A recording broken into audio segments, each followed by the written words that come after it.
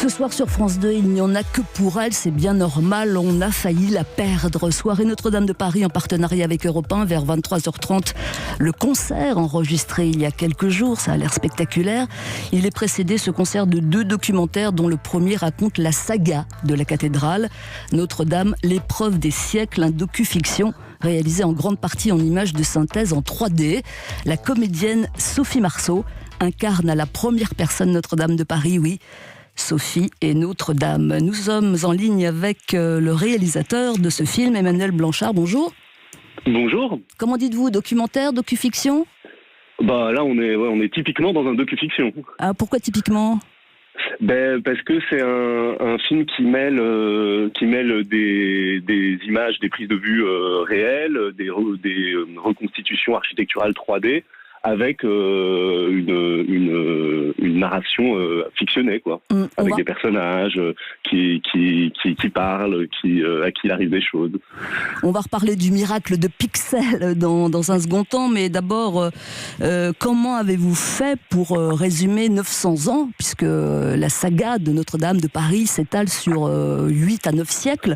En quoi ? En 1h30, c'était là le principal défi, Emmanuel Blanchard ? Ouais, c'était un grand défi. Enfin, en tout cas, moi, mon premier défi, ça a été de faire accepter l'idée que cette histoire, elle durait 8 siècles et tous mes interlocuteurs ont été emballés. Et voilà, l'histoire de Notre-Dame de Paris, c'est pas seulement une histoire médiévale, même si c'est là qu'elle tire son origine et sa première existence, mais c'est vraiment un monument qui se comprend dans son histoire longue, et notamment avec un chapitre très important au XIXe siècle.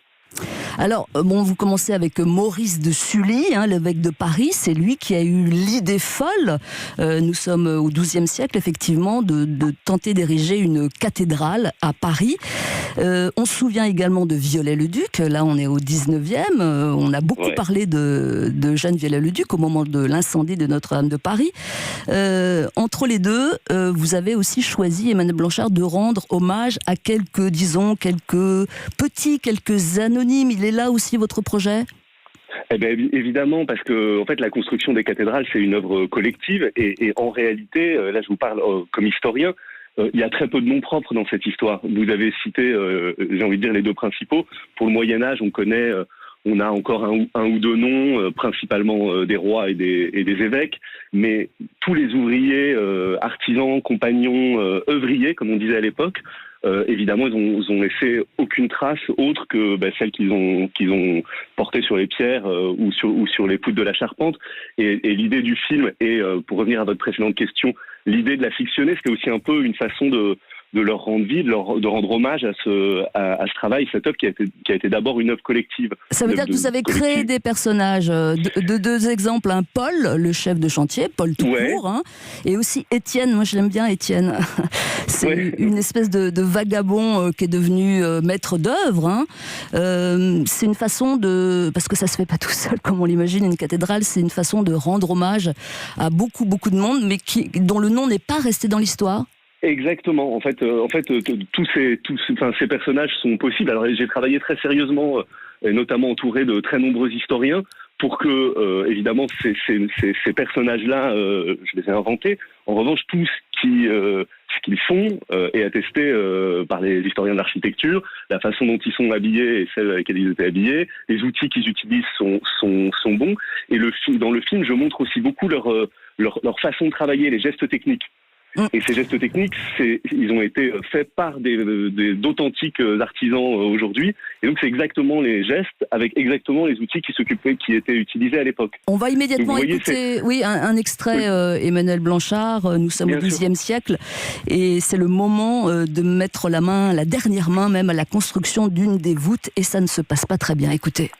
Étienne a ciselé chaque pierre de la voûte pour qu'elle s'ajuste parfaitement aux autres. Il faudra que le mortier de Paul prenne comme une colle. La pose des arcs s'était déroulée le mieux possible. Le mortier avait pris.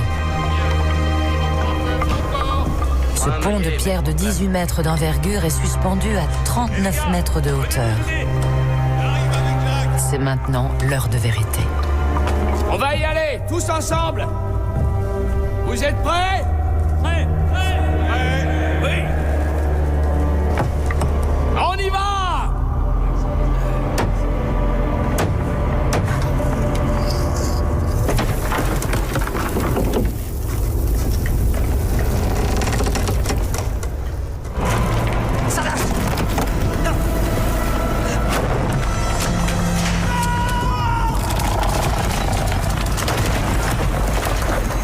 Et oui, il y en a eu des drames, des catastrophes tout au long de ces siècles, Emmanuel Blanchard, parce qu'évidemment, on a toujours tendance à penser que l'incendie qu'on a vécu, nous, qu'on a vu sous nos yeux, était le plus dramatique, mais en fait, pas du tout.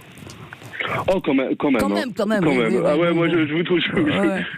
Non. C'est-à-dire que évidemment qu'il y a eu, plein de.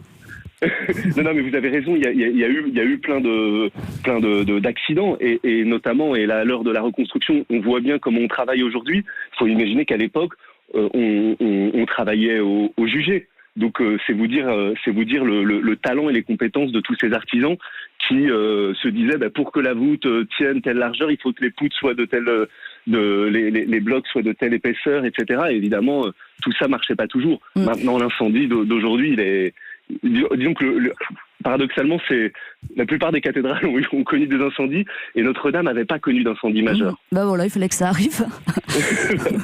On va revenir sur votre façon de faire puisque ce film est en partie en images de synthèse.